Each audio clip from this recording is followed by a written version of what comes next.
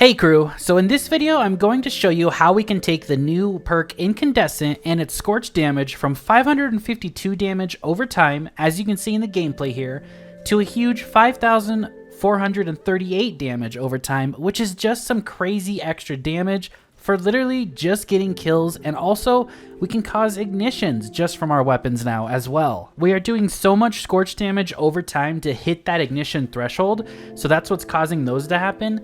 This is some pretty wild stuff, and it's free damage. All you have to do is get kills with your weapon. When I found out about this from a clanmate who said they were getting crit numbers from scorching damage, and we started doing a bunch of testing, it blew my mind that we can get so much extra free damage from a perk we already thought was awesome. I went into the Legend campaign solo just to see how much damage the Scorch was doing, since I'm capped 15 light level under in here, and the Scorch damage technically gets even better in harder and harder content because it allows more scorching on the enemies since they're more tanky, which in turns allows for the ignitions to happen. And I also ran a master dungeon with it and a master nightfall, and it's so cool to watch everything just burn away or ignite.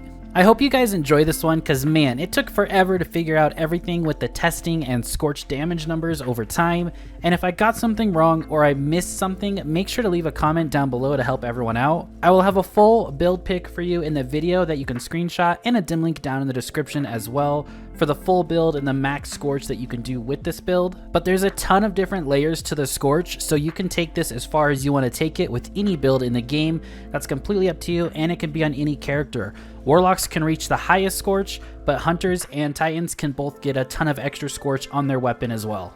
So the first thing we have to understand is the new perk Incandescent and Enhanced Incandescent that we can get on a couple crafted weapons this season over at the crafting table. But for Incandescent, the basic trait is defeating a target spreads Scorch to those enemies nearby. Now the kill applies 30 Scorch to enemies within probably about 4 to 5 meters. And remember, this kill doesn't need to be a precision kill or anything, it's just kill an enemy and the Scorch happens. And then for the enhanced version of Incandescent, it says defeating a target spreads a longer lasting Scorch to those nearby. So I tested this multiple times with the normal perk of Incandescent and the enhanced Incandescent, and it says the enhanced spreads a longer lasting Scorch. Well, it actually does a little bit more damage as well. So the Scorch stack from an enhanced Incandescent is actually a lot better than the Scorch stack from just a normal Incandescent, and that's where this all begins.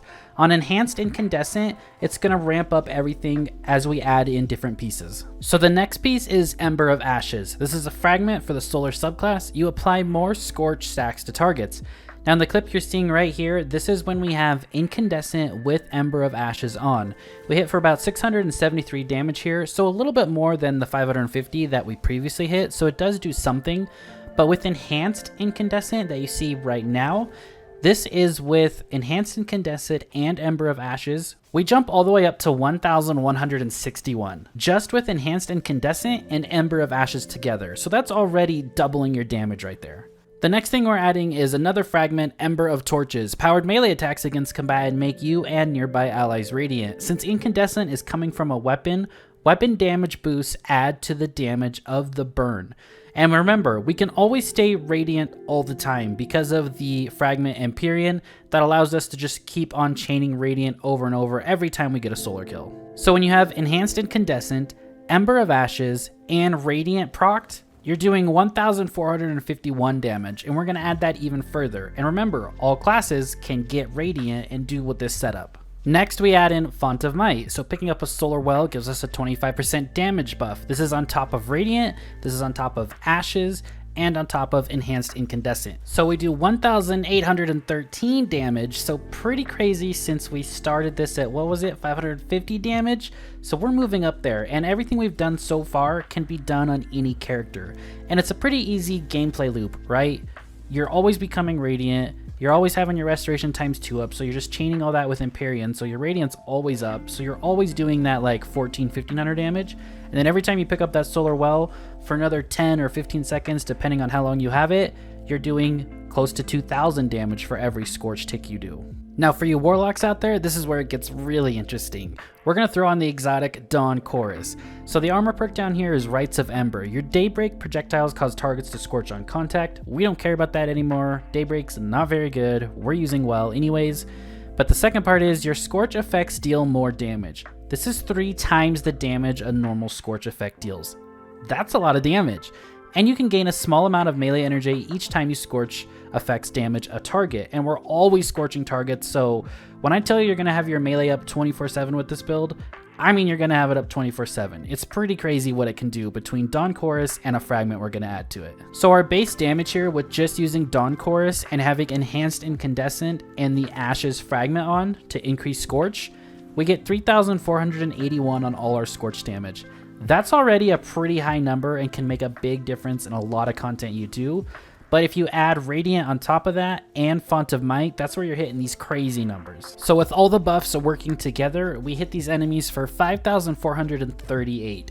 It's pretty much instantly kills anything in general content, you know, your normal like strikes, you know, that's just that normal activity stuff you're doing. But then it gets even better the more hard content you choose to do, because that means enemies don't die right away to Scorch, and if they're not dying right away, they're going to end up igniting. Yellow numbers means you're close to igniting an enemy. You need 100 Scorch stacks to ignite an enemy, and basically we're applying like close to 80, 85-ish by doing this combo that we're doing. So as you can see in the Legend campaign, I am 15 light level under. The Scorch is still at killing enemies pretty dang fast. I wish they would survive longer. But as you can see, we get some pretty good chains of Ignite off here without actually having to use 2 separate abilities or anything like that, you know, like combo a grenade and a melee. We don't have to do that anymore because our weapon is applying that much Scorch to enemies. So if you have a group of enemies all together and you kill one of them, then that applies the Scorch to all those other enemies. Well, if you kill one more enemy in that group, that's your second application of Scorch, right? That's going to happen. And on that second application, that's when you'll get the Ignite start going off. And then if you have enemies that actually survive the Ignite, like the wizard there, they'll ignite even a 3rd time or a 4th time, depending on how many enemies are around them. So technically, in harder content, this will get even better. And I assume in Grandmasters, it'll be where it's actually going to shine the most, because in a Grandmaster, you're 25 light level under. So we're 15 light level under in the Legendary campaign here. So we're 10 light level difference. So enemies will survive a little bit longer. And if they survive a little bit longer, that just means that the Scorch is going to be able to apply to more enemies. It's going to stack further, and the ignitions are going to happen quite a bit more often, which I'm really excited to test and see and how that goes, because it's a cool build that doesn't rely on any type of artifact mod or anything. I'm not running a single artifact mod with this build.